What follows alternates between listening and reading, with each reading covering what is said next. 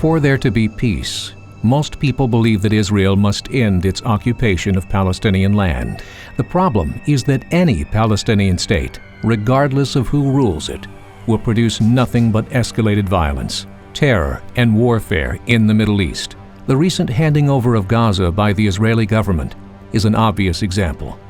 With the creation of a Palestinian state, there would be a brief time while the world celebrates the outbreak of peace in the Middle East. But this new terrorist state alongside Israel would be a major step in the Arab war against Israel's existence. Once forced back to its 1967 borders, it would then again be 10 miles wide at its narrowest and susceptible to a new Arab war that would draw in the entire Muslim world in its quest to destroy Israel. It is very difficult to take reasonable steps when you're dealing with a fanatic, totalitarian, genocidal enemy and have that regarded as anything other than weakness. Britain and France thought they were taking reasonable steps in the 1930s. Each time from 35 to 39, there was a crisis that the Nazis ginned up, and the Nazis, being genocidal fanatics, thought that each step was weakness, not reasonableness.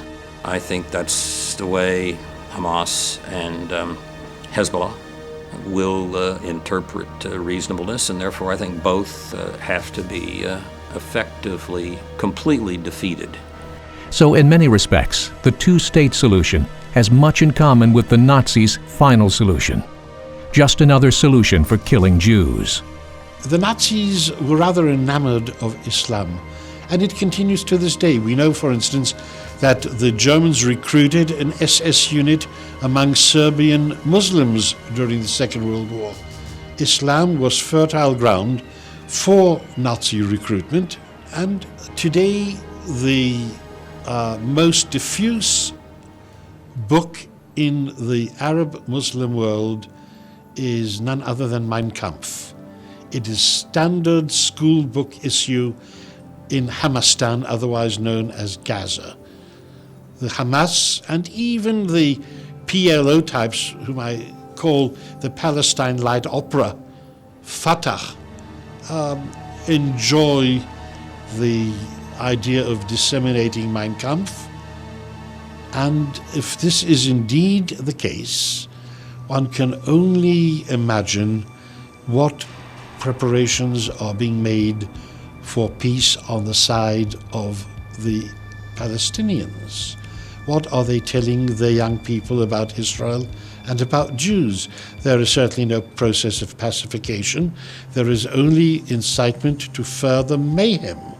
And all of this because the Nazis are now the darlings of Islamofascism, and Islamofascism is alive and well in the Palestinian territories. And until Arab, Muslim, Palestinian children are denied their dose of Nazi fantasy, there can be no peace either in the Middle East or anywhere else in the Western world where Islamofascism seeks to wreak havoc.